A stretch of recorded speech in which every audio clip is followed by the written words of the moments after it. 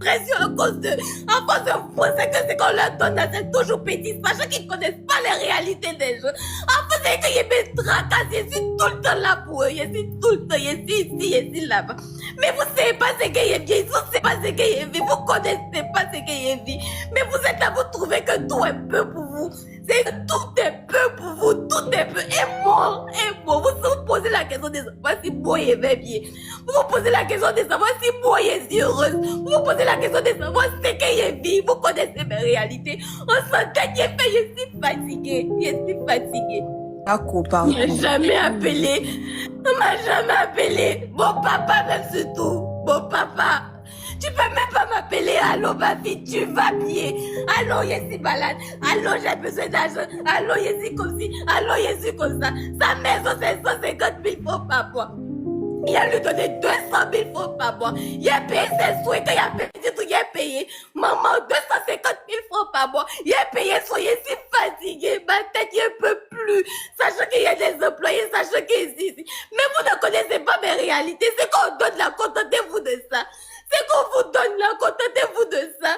C'est qu'on vous donne là. Contentez-vous de ça. Et puis demandez à vos enfants qu'il faut les... On l'appelait, va pas couper. Moi, il appelle son numéro personnel, passe pas. Demandez-le si elles vont bien. Demandez-le si le mental ça va.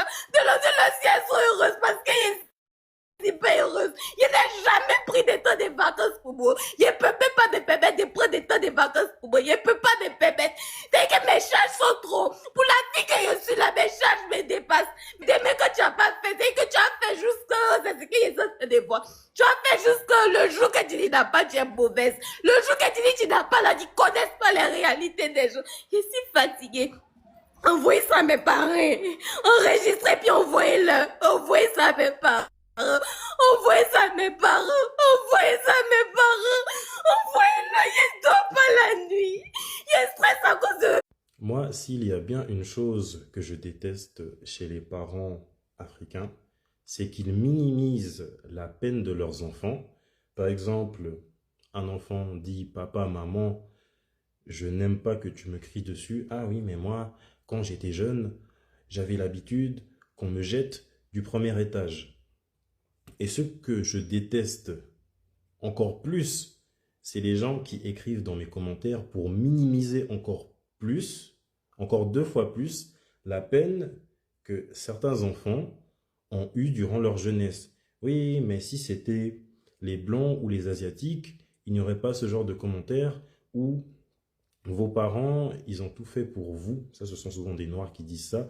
Vos parents, ils ont tout fait pour vous. Ils vous ont nourri, ils se sont sacrifiés. Et vous, vous êtes des enfants ingrats. Bon, de toute façon, sur la partie 3 de la malédiction de la haine, les parents toxiques, je vais aborder ce sujet. Je sais que il y a bon nombre d'enfants africains qui ont été traumatisés par leurs parents, qui partagent certainement mes vidéos à leurs parents et ça doit énerver leurs parents. Penzana Sepeli, j'en suis heureux même et je rigole très fort de les voir rager en voyant leurs enfants. Bon, je ne peux pas voir qui partagent, mais je sais que certains parents sont en train de se fâcher. Et je vous invite même à montrer les commentaires que les gens écrivent sous mes vidéos, de les montrer à vos parents. Parce que certains commentaires, ils sont choquants. Comme ça, ils vont tomber encore plus de haut sur leur soi-disant trône. Leur trône, il y a un Guangzhou, leur trône qu'ils ont acheté dans un marché à Singapour. Ils ne sont ni des rois, ni des reines, ni des dieux, ni des déesses. Et ça, ils doivent le comprendre. Vous savez, il y a des parents qui poussent à la dépression. Oui, oui. Les parents poussent beaucoup à la dépression. Si vous avez l'occasion, si l'occasion se présente à vous, éloignez-vous. Éloignez-vous. Allez loin, loin, loin, loin. De telle sorte parce qu'il n'ait pas accès à vous, si possible même. Oui, faites-le. Oui, faites-le. Oui, faites-le. Éloignez-vous et allez le plus loin possible.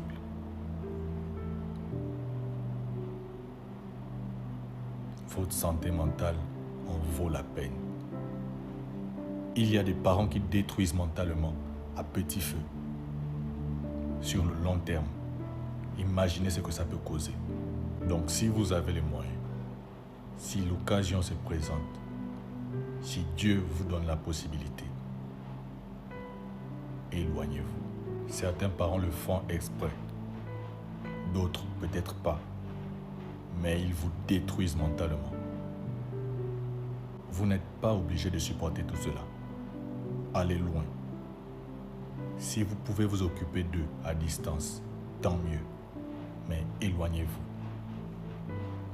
Je vous jure, éloignez-vous avant qu'il ne soit trop tard. Il n'y a pas quelque chose qui fait plus mal que de découvrir que tes propres parents sont ceux qui gâtent ton nom dehors. C'est-à-dire, ils vont s'asseoir avec leurs amis, tout, ils vont gâter ton nom et après, ils vont se jouer les choqués de voir que tout le monde gâte ton nom aussi.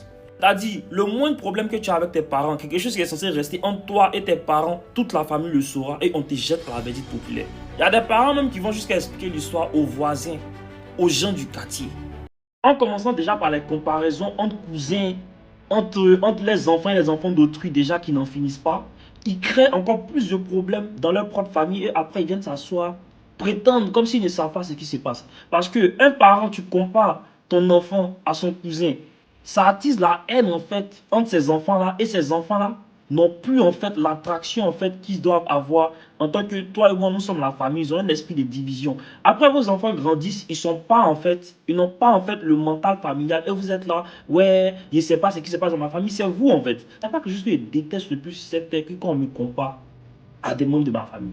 Il y avait un cousin avec qui on était hyper proches, mes frères. À force de nous comparer tout le temps, ouais, pourquoi toi tu fais tant, lui fait tant, ça fait que ça a commencé à créer une certaine distance entre nous. Et je comprends. Aujourd'hui, moi, dès que je suis dans un point, on commence à me comparer à quelqu'un, j'essaie de m'enlever du point, j'essaie de tuer le discours, mais généralement, ils ne veulent pas en fait comprendre. Vous, en tant que des parents, vous partez gâter le nom de vos enfants dehors. Vous attendez que ces gens-là disent quoi de vos enfants. Parce que quand tu vas te lever, tu vas rentrer chez toi. Et ce qu'ils vont dire derrière tata, tu ne sais pas. Mais ton enfant, on le voit dehors. Il est tout directement visé. On le pointe du doigt pour dire, ah ouais, cet enfant-là, ses parents disent tant subi. Quand ton enfant va apprendre ça, qu'est-ce que vous pensez que votre enfant va penser de vous? En tant qu'un parent, vous devez comprendre que vous devez protéger votre enfant, pas jeter votre enfant à la verdict populaire. Ton enfant, quel que soit ce qu'il est, c'est ton enfant, c'est pas l'enfant des gens. Donc, quel que soit ce que ton enfant fasse, c'est ton enfant. Désolé, quel que soit ce que ton enfant fait, c'est ton enfant. Je me suis trompé. Mon français s'en va. Comprenez-moi. Aux États-Unis. C'est un truc que je voulais vous partager ce matin. Je viens de me réveiller et c'est quelque chose vraiment que je voulais partager. C'est que beaucoup de personnes vivent la même chose. Prenez soin de vous, prenez soin de votre santé mentale. Il y a des parents qui sont toxiques. Ça existe. Il faut savoir le reconnaître. Il faut savoir dealer avec. C'est nos parents. Voilà, ce sont nos parents. On n'a pas le choix. Mais franchement, les parents africains, c'est compliqué. C'est hyper compliqué. Si vous voyez cette vidéo, passez le téléphone à votre mère, votre père, votre tante, votre oncle, en tout cas les gens de l'ancienne génération. Si vous regardez la vidéo, vous allez savoir qui spécifiquement, mais passez le téléphone à cette génération-là. J'ai un mot à leur dire en votre honneur. Parce qu'à un moment donné, il va falloir qu'ils entendent la vérité. Et je préfère être traité d'impoli à votre place. Je prends ce rôle-là. Donc, passez le tel, je m'en charge. Tata, tonton, bonjour. Moi, je suis Darine. C'est pas important. Mais je me présente ici, en fait, pour parler en l'honneur de la génération, la mienne. Et peut-être même celle d'au-dessus. Je vous parle, en fait, tout simplement pour vous dire que notre génération, elle est fatiguée de vous. Elle est fatiguée de votre manque d'humilité. Elle est fatiguée de votre manque de vulnérabilité. Elle est fatiguée du fait que vous n'arrivez pas à baisser votre ego. Elle est fatiguée du fait que vous n'arrivez pas à dire que vous avez tort quand vous avez tort. Notre génération va chez le psy à votre place. Et nous sommes épuisés. Ça nous fait du bien, c'est nécessaire. J'estime moi que tout le monde devrait y aller, mais vous les premiers. Et j'espère que vous comprenez ça. J'espère que vous allez comprendre où je veux en venir. Vous êtes une génération qui... Je ne peux pas me mettre à votre place, mais de ce que moi je constate, de ce que moi j'ai vécu, pas forcément mes parents, mais de ce que moi j'ai constaté, vous êtes une génération en fait qui travaille pour des entreprises qui vous remplaceraient si vous êtes malade trop longtemps. Vous faites partie d'une génération qui voulait plaire aux parents. Vous faites partie d'une génération, vous vouliez que vos enfants apprennent les langues des étrangers, vous vouliez qu'on soit avocat, vous vouliez qu'on soit médecin. Et pour certains, c'est des passions, et pour certains, pas du tout. Certains n'aiment pas l'école, certains ont des passions autres. Et vous n'êtes même pas assez... Je ne sais même pas quel mot employer, mais vous n'êtes même pas assez sympa pour comprendre les passions de vos enfants et de les soutenir dans ces passions. Vous n'êtes même pas assez... Vous pouvez même pas baisser votre ego un minimum pour entendre la peine de votre enfant. Même pas ça. Je ne sais pas si vous vous rendez compte, mais il y a un tas d'enfants là qui sont avec vous dans la pièce. Ils font tout pour économiser, partir de chez vous et faire en sorte de ne plus avoir contact avec vous. Vous pensez peut-être que j'abuse, vous dites « Ah, mais c'est qui celle-là » Vous pensez déjà peut-être, depuis ma première phrase, que je suis impoli. Mais demandez-leur. Vous n'avez jamais demandé, et vous savez pourquoi. Demandez-leur. Il y a un tas de jeunes de ma génération, leur rêve, c'est de pouvoir habiter loin, hors de chez leurs parents. Pour diverses raisons. Ils ont été violentés, ils ne sont pas écoutés. Dès qu'ils posent des questions, ils doivent se taire. Dès qu'ils ont des passions, ça paye pas, c'est nul, il faut faire l'école. Toutes ces choses. Vous le comprenez pas, mais en tout cas, sachez que c'est réel. Vous êtes une génération où le respect, c'est parce que tu es un aîné, on doit vous respecter. Non. Sachez que cette chose-là va s'arrêter avec notre génération. Ça va s'arrêter tout de suite. Le respect, il est mutuel. Tu peux avoir 12, 22, 42, 62, 102. Je te respecte parce qu'on se respecte mutuellement. Pas parce que t'es né avant moi, en fait. Ça s'arrête tout de suite. Vous imposez des respects à une génération qui lit en vous. On voit en vous. On voit vos défauts. On voit vous en tant que personne et on voit le masque que vous essayez de placer. Quand on était jeune, ce masque-là, on ne le voyait pas. Tata a dit que je me tais, donc je me tais. Tonton a dit que je fais ça, donc je fais ça. Vous donnez des ordres, nanana. Nous, maintenant, on voit. Parce que nous, on va chez le psy. On arrive à faire des analyses. On arrive à voir, en fait, que nos parents, ils ont un travail énorme à faire sur eux. Mais ils n'ont même pas cette force pour le faire, pour avoir un peu de vulnérabilité, d'humilité, de laisser baisser leur ego. Vous ne l'avez même pas, ça. Et vous pensez que c'est puéril, vous pensez que ça sert à rien, mais ça va vous rattraper. Nier quelque chose de très important, le mettre dans une boîte là-bas, ça va vous rattraper. Vous allez être une génération. Ma mère en parle déjà maintenant. Les gens en gériatrie, là, ils n'ont aucune visite. Il n'y a personne qui vient les voir. Les gens dans les homes, mon père dans un home, il travaille dans le home. Il n'y a personne qui vient les voir, les gars. Vous êtes seuls, vous finissez seuls. Pourquoi? Parce que vous avez terrorisé, traumatisé une génération entière. Et je pèse mes mots. Vous avez vécu dans une génération où vous annoncez déjà qu'il y avait le réchauffement climatique. Vous avez vécu dans une génération où ça fumait en intérieur. Vous avez vécu dans une génération où vous vous souciez pas des choses. On vous disait les choses et vous vous souciez pas. Donc là, maintenant, pour vous, si votre enfant, les factures sont payées, il a été nourri, le reste pour vous était puéril. Non! Il y a des enfants, ils ont besoin de beaucoup plus d'amour. Il y a des enfants, ils ont besoin de soutien des parents. Vous imaginez pas comment notre génération, elle a tellement voulu plaire à nos parents. Et ils se sont rendus compte que je peux faire ce que je veux. Je ne vais jamais plaire à mon parent. Tant que je ne suis pas ce que mon parent voulait à la lettre. Et ça, vous-même, vous savez ce que ça fait. Vous-même, vous savez, avec votre génération de parents, ce que ça fait. Vous savez très bien ce que vous infligez à notre génération, mais vous pensez qu'on va vous pardonner parce que vous avez mis un toit sur nos têtes. C'est le strict minimum. C'est le strict minimum. Le fait que j'ai de l'eau, le fait que j'ai un chauffage, le fait que j'ai un toit sur ma tête, le fait que je porte des vêtements, c'est le strict minimum quand vous désirez un enfant. Sachez-le, ça, vous devez vraiment l'intégrer. Tout ce que je dis là, c'est pas pour juste vous pointer du doigt et vous dire vous êtes mauvais, vous servez à rien. Non, je vous dis ça vraiment par amour. Je dis ça avant qu'il soit trop tard. Moi, j'ai que 26 ans. Comme j'ai dit, j'ai pas d'enfant, j'ai pas de loyer, j'ai pas de mari. Mais moi, j'aimerais que mes parents, ils voient mes petits-enfants. Moi, j'aimerais que quand je quitte la maison familiale, je garde des liens avec mes parents. Je parle pas de les miens. Moi, j'ai des liens avec mes parents. Mais je parle au nom de mes frères, de mes sœurs, de mes cousines, de mes cousins, de ma génération entière.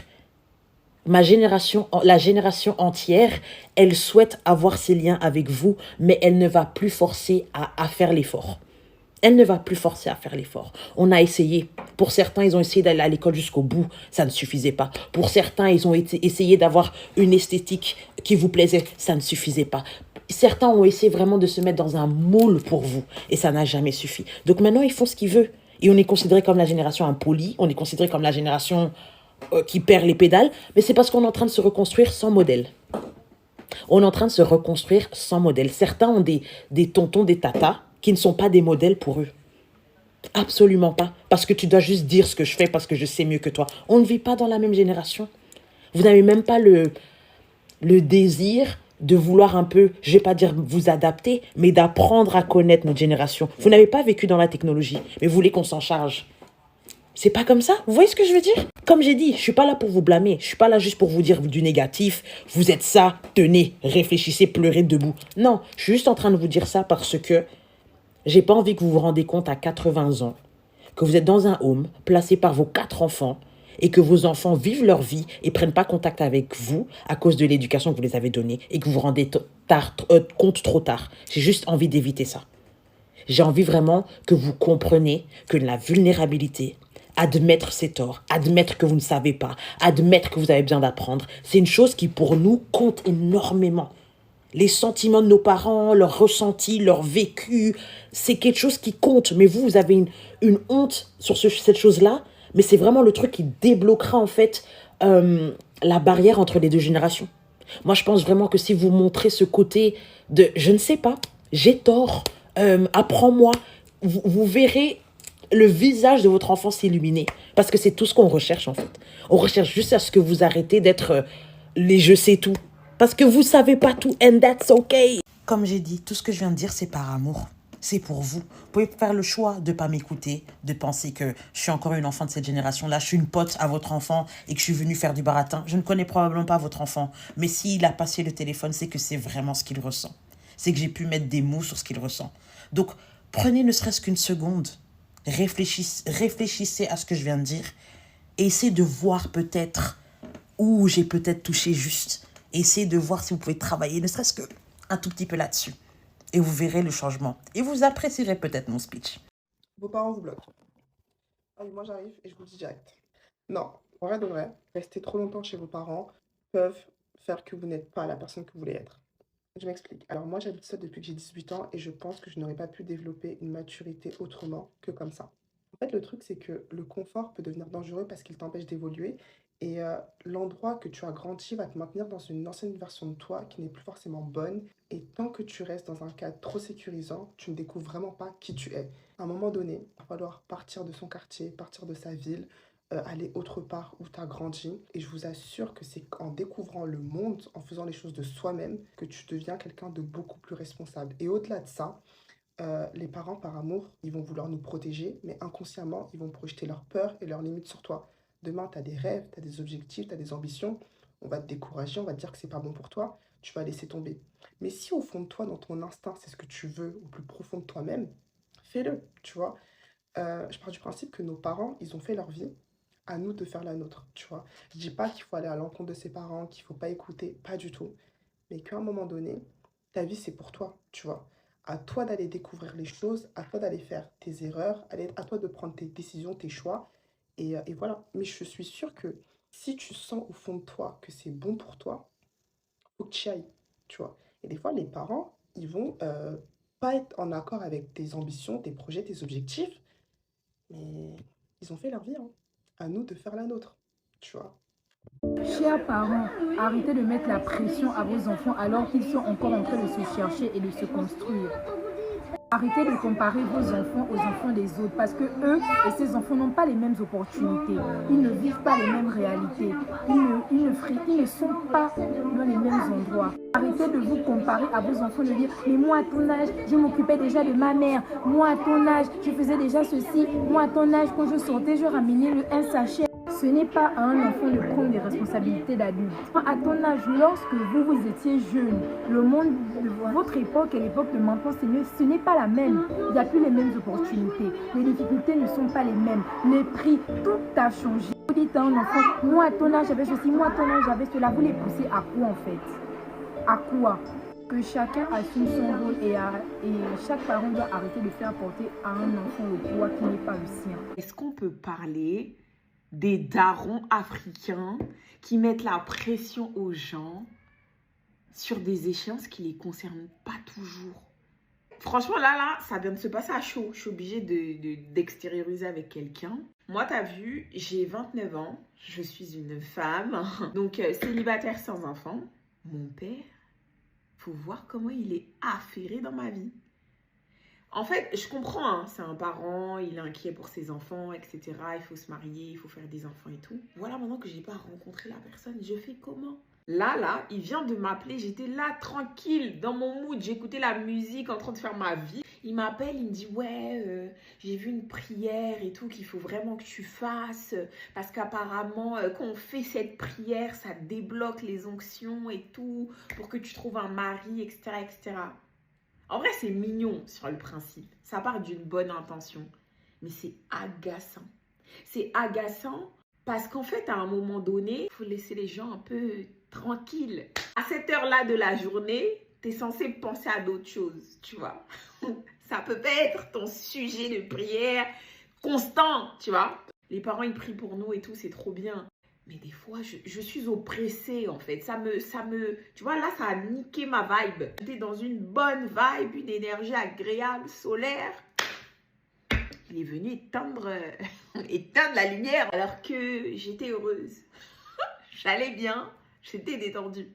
Donc, est-ce que vos parents aussi, ils vous mettent des pressions à des moments alors que on n'a pas besoin de ça, en fait? Franchement, je rigole et tout, mais je sais que c'est une réalité. C'est une réalité dans laquelle on est nombreuses ou nombreux, parce qu'il y a des garçons aussi qui vivent ça. Et c'est pour plein de sujets, hein. Parce que je sais que quand je vais me marier, après, il va commencer à me mettre la pression pour faire des enfants. Après, il va commencer à me mettre la pression pour faire le deuxième enfant, le troisième. On n'a pas besoin de ça. Donc, j'avais besoin de me livrer parce que je suis fatiguée de recevoir constamment ce type d'interpellation, alors que j'estime que ça va. Moi, dans ma tête, je suis une petite fille encore. Tu vois, c'est quelque chose que je veux qui m'arrive, mais je ne me mets pas particulièrement de pression à ce stade-là. Je ne suis pas en avance, mais je ne suis pas en retard, quoi. Et surtout, il y a pire dans la vie. Tu vois, il aurait pu faire sa prière dans son coin. Non, ça devait venir à moi, vraiment pour m'oppresser. Donc voilà, je suis oppressée. Et donc, je voulais partager ça avec vous. Passez une bonne journée. Bisous, bisous. Et force à vous, si jamais vos parents sont comme ça aussi. Un message à certains parents. Arrêtez de trop mettre la pression à vos enfants. Comme quoi, c'est eux qui doivent réussir à tous les coups, à tous les prix et venir vous sortir de la galère. Venir changer votre vie. Trop de pression comme ça sur les enfants et trop de comparaisons. Vos enfants de 20 ans, 25 ans, 30 ans, vous n'avez même pas fait de bonnes choses pour eux. Eux-mêmes, ils sont en train de se battre pour sortir de la galère. Vous n'avez même pas fait quelque chose de grand pour eux. Parce que vous-même, vous n'avez pas les moyens. Donc, vos enfants sont obligés de se battre eux-mêmes pour gagner leur pain. Mais la pression est derrière comme ça. Ah, mais depuis tu es à la maison, là, qu'est-ce que tu fais même? On ne voit rien de bon, aucun changement. Depuis on est là, tu es dans notre maison. Depuis on regarde même là, il n'y a rien qui change. Regarde ta copine, celle-là. Elle a acheté une voiture pour sa maman. Regarde ton ami, lui là, il a fait tant pour temps. Mais toi-même, c'est comment? Mais toi-même qui parle là. Vous les parents qui parlez là. Si on veut vous comparer aussi à certains parents là, ça va vous frustrer. Non, vous pensez que vos enfants là sont trop fiers de vous, quoi. Vous pensez ça? C'est parce que vos enfants se disent que nos parents n'ont pas choisi cette vie-là, cette situation-là. C'est Dieu peut-être qui a permis.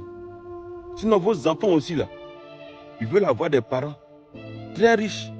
Des parents comme Jean-Louis Billon, des parents comme Didier Drogba, des parents comme les dieux qu'on voit dans ce pays-là. Vos enfants aussi souhaiteraient avoir ce genre de parents. Mais ils se disent que nos parents n'ont pas choisi. Et dans leur tête, ils vont batailler, avoir un peu et vous aider. Mais ne mettez pas la pression comme ça. Parce que vous-même, vous n'avez rien fait. Vous n'avez rien fait. À part faire beaucoup d'enfants, là, on n'a rien vu. Vous n'avez pas bonne situation, c'est vous qui avez 10 enfants. Et après, vous mettez la pression aux enfants. Et les enfants là même, là, c'est pas eux tous que vous avez scolarisé pour terminer les études. Il y a d'autres enfants même là, tellement c'est chaud. Eux-mêmes, là, ils ont commencé à se prostituer. Vos filles, là, tellement vous mettez la pression parfois à vos filles, elles sont devenues des proies faciles dans la ville. Des filles même, on drague pour 10 000, elles ne peuvent pas dire non. Des filles, on veut coucher avec elles pour 20 000, elles ne peuvent pas dire non, peu importe la personne. Parce qu'elles doivent avoir l'argent pour envoyer quelque chose à la maison. Arrêtez ça. Vous envoyez vos enfants à l'abattoir. Ce que vous n'avez pas fait dans votre jeunesse, ce que vous n'avez pas pu accomplir dans votre vie, ne mettez pas cette charge-là sur vos enfants. Votre frustration sur vos enfants. Si la réussite était aussi facile, être millionnaire était aussi facile à l'heure actuelle, là, vous n'allez même pas compter sur vos enfants pour manger. Vous-même, vous allez compter des milliards. Vous n'avez rien. Vous avez mis des enfants au monde. Les enfants même sont devenus vraiment eux-mêmes leurs parents. Ils doivent batailler pour avoir l'argent. Vos enfants ne sont pas vos parents. Hein. Est-ce que vous comprenez ça? C'est vous qui êtes les parents de vos enfants. Donc à un moment donné, il faut arrêter. Et vos enfants luttent comme ça, souffrent comme ça. Vous ne pouvez même pas les encourager, mais les décourager, mettre pression. Regardez comment les filles la traînent dans la rue. Regardez comment les jeunes, on les gagne facilement, bêtement. Parce qu'ils doivent réussir à tous les prix. D'autres me sont obligés de donner leur derrière pour pouvoir aider leurs parents. D'autres jeunes donnent leur truc, leur derrière. D'autres jeunes même se mettre dans des médicaments bizarres, accepter des propositions bizarres pour gagner l'argent, venir aider leurs parents. Mais c'est quoi cette merde? Laissez vos enfants en paix. Ils vont réussir à leur rythme, quand Dieu aurait voulu. Est-ce qu'on peut arrêter de normaliser le fait de tout devoir à ses parents parce qu'ils nous ont donné la vie? Non mais moi, faut m'expliquer. Sous prétexte que tu m'as donné la vie, je te dois tout et je dois être reconnaissante à vie. C'est moi, j'ai dit que je voulais être là. Et je me dites pas, oui, mais t'es ingrate, c'est pas bien, c'est quoi ce comportement? J'estime qu'en fait, il y avait deux adultes qui ont pris une décision. Et toi, t'es là. Et tu dois subir cette décision. Donc en quoi je dois être reconnaissante? Ah, parce que tu m'as donné un toit sur la tête et que tu m'as nourri. Mais c'est pas un peu le taf des parents? Non mais moi, faut m'expliquer. Parce que je pense qu'on n'en parle pas assez de la charge mentale qu'on reçoit de la part de nos parents. Surtout dans les cultures africaines et antillaises. On n'en parle pas assez. On minimise trop ça en fait. Tout le poids qu'il y a sur nos épaules en fait. Toute la pression psychologique que nos parents jouent sur nous parce qu'eux-mêmes ont vécu des traumas et que comme ils sont pas guéris, ben, ils font juste que les rediriger sur nous. Moi je dis faut les choquer. Faut les choquer. Choquez-les. Donc ça n'a rien à voir avec être ingrate ou manquer de reconnaissance, des trucs comme ça. Je dis juste que parfois faut les mettre au pied du mur. C'est vous qui avez décidé d'avoir un enfant, donc assumez votre choix et ne venez pas me faire payer vos responsabilités. Nous, les Africains, on est déjà derrière sur beaucoup de choses. Mais s'il y a bien une chose qui continue de nous faire reculer, c'est la sacralisation des parents africains. Tu vas prendre le temps d'expliquer que frapper, dénigrer, abuser psychologiquement un enfant, ce n'est pas normal. Et l'Africain va venir te dire « Arrêtez de pousser les enfants à la rébellion. Moi, on m'a fait ça. Je suis pas mort. Même si mon père m'a tapé avec des objets, c'est pas grave. Je l'aime quand même. Si on m'avait pas tapé, je ne serais pas la personne que je suis aujourd'hui. Merci à mes parents. » Ça va pas. On appelle ça le syndrome de Stockholm. C'est la maladie. Vous êtes malade. Si ton patron te tape, tu vas porter plainte. Si ton voisin te tape, tu vas porter plainte. Mais si ton parent te tape, ça devient l'amour. Ouais, c'est la maladie. Moi, en tout cas, l'une de mes lignes éditoriales sur ce réseau social, c'est d'essayer d'apprendre aux gens à reconnaître un parent toxique. Parce que c'est pas toujours facile de repérer les signes. Mais je sais très bien au fond de moi que je pourrais pas tous vous sauver. Je pourrais pas tous vous sauver. Vous pensez n'avoir aucune séquelle parce que vous avez normalisé les abus, vous avez normalisé la violence. Et c'est parce que vous n'avez pas conscience que vous avez été abusé étant enfant que vous allez abuser et traumatiser vos enfants. Quand vous me dites oui, honore tes parents, remercie tes parents, sans tes parents tu ne serais pas là. Mais j'ai rien demandé, Le cadeau c'est moi, c'est nous. Parce que sans les enfants, les parents ne seraient pas parents. Non, on ne va pas applaudir les parents pour avoir fait leur devoir de parents qui est de nous nourrir, de nous loger et de nous élever. Il n'y a pas de gratitude à avoir envers un parent qui a fait son devoir de parent.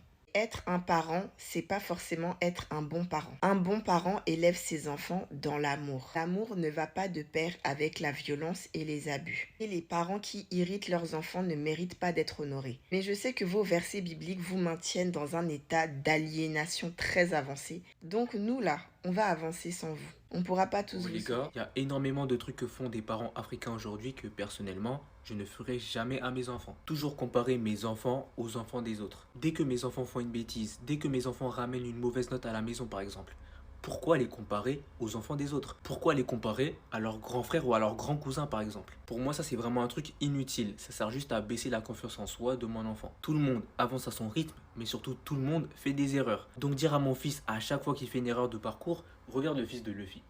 Lui c'est un bon fils, toi t'es un mauvais fils. c'est chaud. Obliger mes enfants à s'excuser, même quand c'est moi qui suis en tort. Moi, j'ai grandi avec une culture bien malienne. Et dans cette culture-là, le plus grand a toujours raison. Ça veut dire dès que tu as un désaccord avec quelqu'un qui est plus âgé que toi, t'as tort. Peu importe, même si t'as raison, t'as tort. Ça, avec mes enfants, jamais de la vie.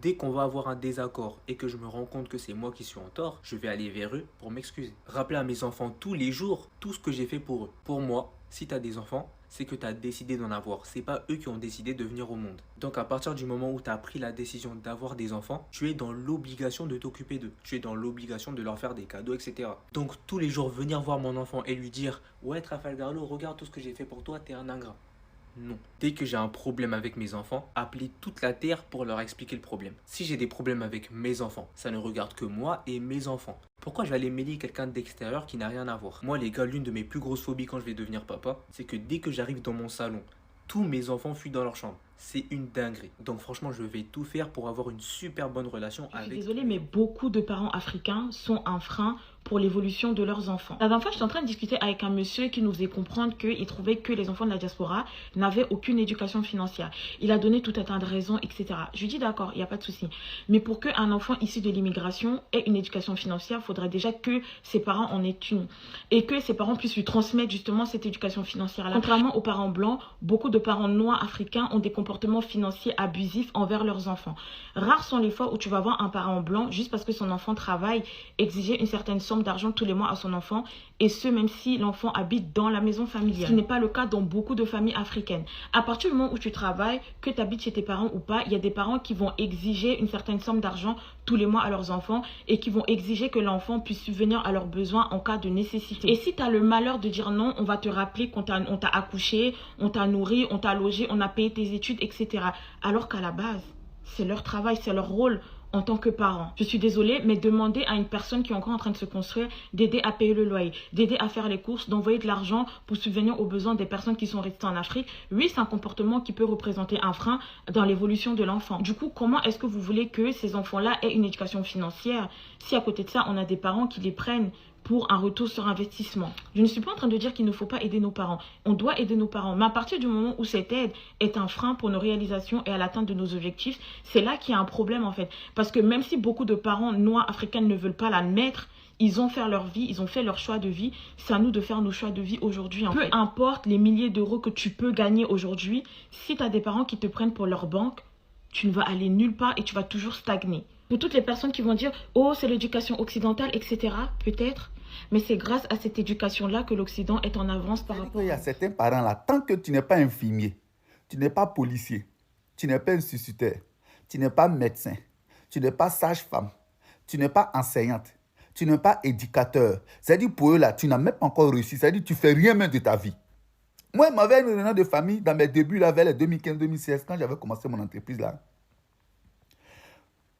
Mes frères, mes soeurs, tout le monde était là, moi aussi j'étais là, et puis mes parents me demandent. Il dit, ton affaire d'entrepreneuriat, tes bêtises, là, tu es toujours dedans, mais tu as trouvé vrai travail. Il dit, aïe, mon affaire d'entrepreneuriat, mes bêtises, comment?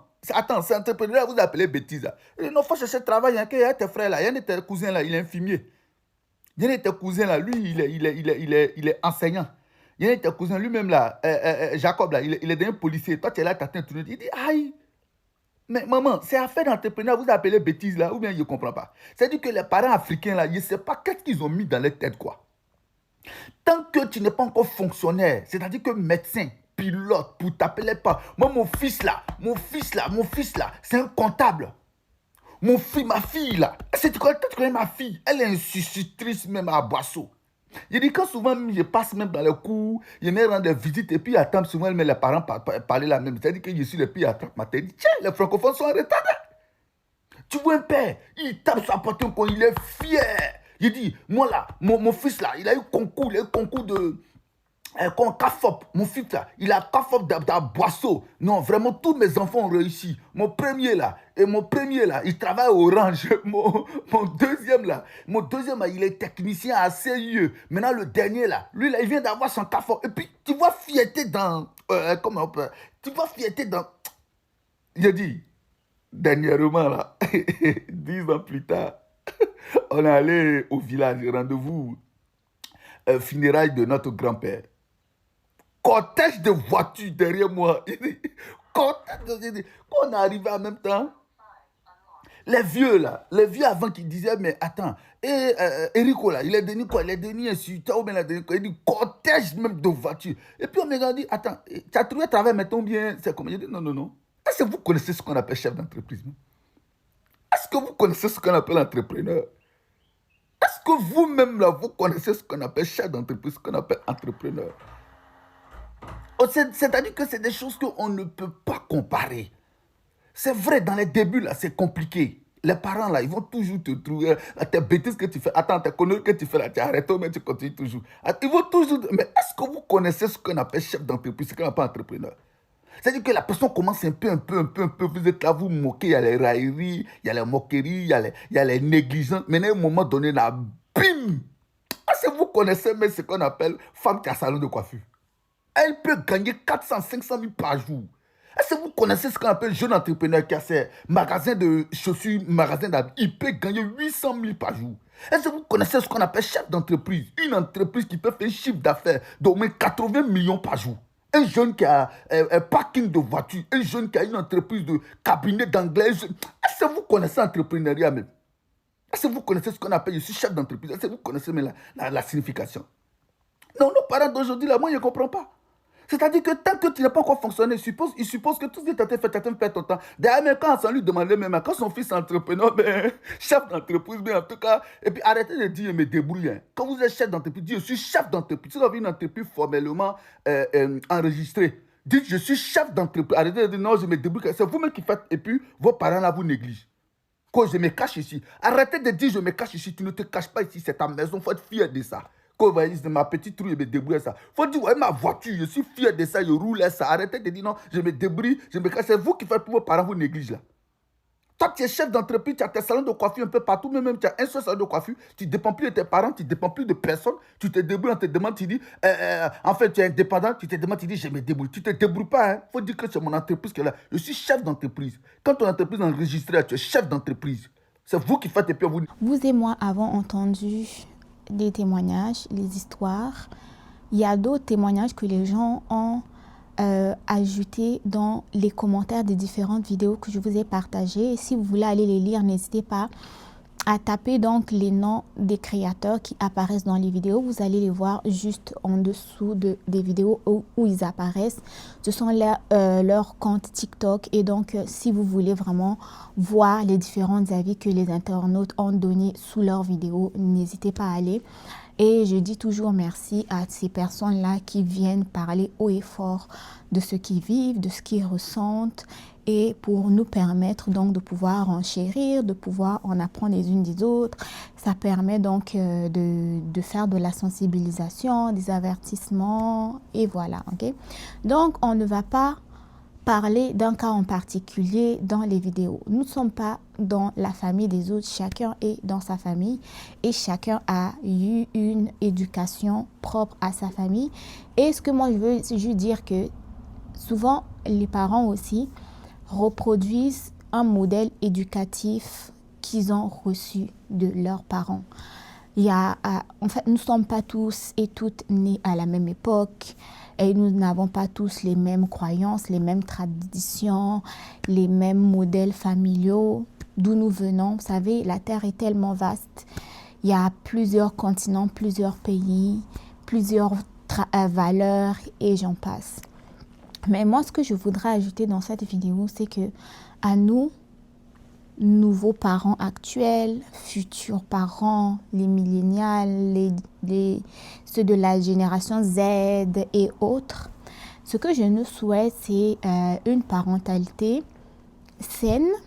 Non pas que je n'ai pas dit que la parentalité de nos parents n'était pas saine, une fois de plus, mais je nous souhaite vraiment une parentalité où, quand nos enfants vont parler de nous, je ne sais pas ça va être quoi les réseaux sociaux du futur, mais que ce soit toujours en bien, toujours dans la valorisation, toujours dans la positivité, toujours dans la reconnaissance d'avoir évolué dans nos foyers ou dans nos familles.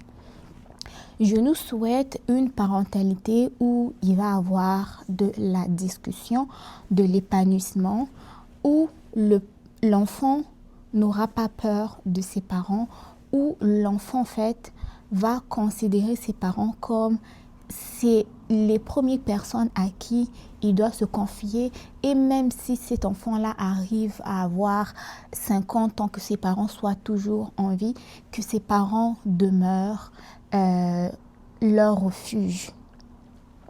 Je sais que en étant parent, des fois, on a nos propres traumas, on a nos propres difficultés. Vu que nous sommes parents et les enfants sont des enfants, on ne veut pas des fois, leur transmettre notre trauma en leur disant parfois moi ceci, moi cela, parce qu'on veut protéger leur innocence, on veut qu'ils évoluent dans leur... on veut qu'ils développent leur enfance convenablement du côté émotif et tout. Donc, des fois, on ne voudra pas leur parler de ce que l'on vit. Et du coup, des fois, on va avoir tendance à garder nos traumas en nous, nos frustrations en nous. Et jour au lendemain, on est fâché. L'enfant vient nous parler. Ah, maman, tu sais ceci. Et toi, tu es là tellement, tu es dans tes nerfs. Ah, laisse-moi tranquille. Toi aussi, va là-bas.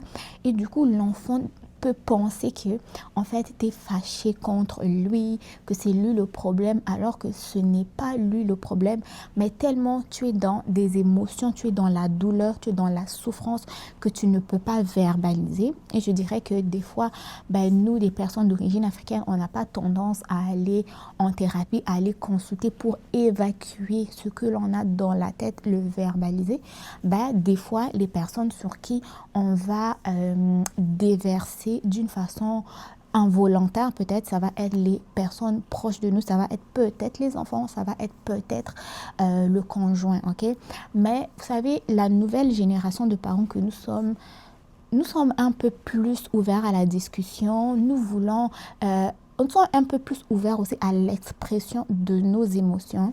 Et je pense que ça va être une voie aussi, ça va être quelque chose à vouloir développer, favoriser auprès de nos enfants, que s'il y a un problème, il faut qu'on en parle. Il faut qu'on fasse peut-être, je sais pas moi, un cercle à la maison où tout le monde s'assoit. Comment est-ce que ça s'est passé la journée? Qu'est-ce que tu as fait de bien aujourd'hui? Quelle est ta plus grande réussite? Qu'est-ce que tu veux travailler demain? Est-ce que... aider les enfants aussi à exprimer leurs émotions. Est-ce que tu es triste? Est-ce que enfin, permettre à l'enfant de s'exprimer, et aussi surtout éviter, comme plusieurs l'ont dit peut-être, de mettre la pression aux enfants. Tu sais, moi, je veux que tu fasses des études de médecine, je veux que tu sois médecin. Et l'enfant, peut-être que ce n'est pas ce qu'il veut faire de sa vie, va tout faire pour aller en médecine alors qu'il déteste ça, ou tu dois être avocat, tu dois faire ceci. À un moment donné, on va devoir en fait communiquer avec nos enfants. Qu'est-ce que tu veux faire dans la vie? Ah, je veux faire ceci, ceci, ceci. Oh, qu'est-ce qui te tire dans tel domaine? Voilà, essayer de comprendre les raisons, mais avoir une certaine façon de reformuler les questions. C'est sûr que moi, je viens de commencer dans la parentalité. J'ai des choses à apprendre. Je ne connais encore rien. Je vais apprendre de mes parents aussi. S'il y a des choses à rectifier, ça va être à rectifier. Mais je ne veux pas que plus tard on dise « Ah, je n'ai pas fait ceci à cause de mes parents. Je n'ai pas fait ceci à cause de mes parents. Oh, moi, je ne veux pas rentrer chez nous. Je ne veux pas faire ceci. » Non. Vous savez, quand on décide de créer une famille, c'est pas parce que, ou quand on décide de mettre des enfants au monde, c'est pas, on ne veut pas en fait mettre au monde des personnes dont on va faire souffrir. Je pense que à la base c'est ça, mais tout dépendamment de notre background, de nos traumas et tout, des fois la voie dans la parentalité qu'on aurait voulu emprunter, c'est pas elle que nous empruntons, et des fois nos actes vont créer des traumatismes au niveau des enfants. Mais je pense que peu importe l'âge qu'on a, si on est capable d'avoir une conversation entre adultes et que nos parents sont encore là, discutons, parce que c'est mieux En fait, il n'est jamais trop tard de pouvoir verbaliser ton ressenti. Parce que des fois, il peut aussi avoir des actes qui sont commis, mais la personne ne s'en rend pas compte. Il peut y avoir des incompréhensions. Mais si c'est possible et que ça peut être fait dans un cadre sécuritaire, un cadre ouvert à la discussion, un cadre bien encadré, désolé pour la redondance, et que vous le souhaitez, faites-le. Mais je sais que aussi il peut y avoir un peu d'orgueil personnel d'un côté ou de l'autre. Ah, ça doit être mes parents qui vont faire le premier pas. Ah, moi ceci. Ah, non, c'est eux qui doivent venir me voir. Il n'y a pas de honte à faire le premier pas si vous voulez de la réconciliation.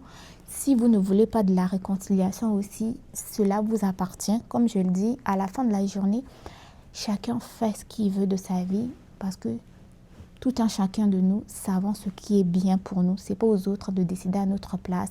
Mais si vous voulez vraiment avoir la discussion et que vous avez l'opportunité, faites-le. Au pire, si vous ne voulez pas y aller tout seul, trouvez quelqu'un qui pourra vous accompagner, trouvez un médiateur, mais que vos sentiments de part et d'autre soient exprimés, que vous mettez les choses au clair. Si vous devez couper les ponts, si vous pouvez vous réconcilier aussi, tant mieux. Mais moi, j'espère vraiment, je me souhaite de croître dans la bonne voie, avoir une parentalité saine, ouverte à la discussion, à l'expression des émotions et pour permettre aussi d'être un modèle tout simplement, quoi. Que l'on parle en bien de moi et que, parce que en tant que parents, nous élevons un enfant et en même temps cet enfant aussi nous élève nous. Je ne sais pas si vous comprenez un peu ça, mais dites-moi ce que vous pensez dans les commentaires. Et à toutes ces personnes qui ont vécu des choses difficiles, courage à vous. J'espère qu'un jour vous trouverez vraiment la paix, la réconciliation. En fait, vous allez retrouver ce que vous souhaitez, mais de bien. Merci et à très bientôt.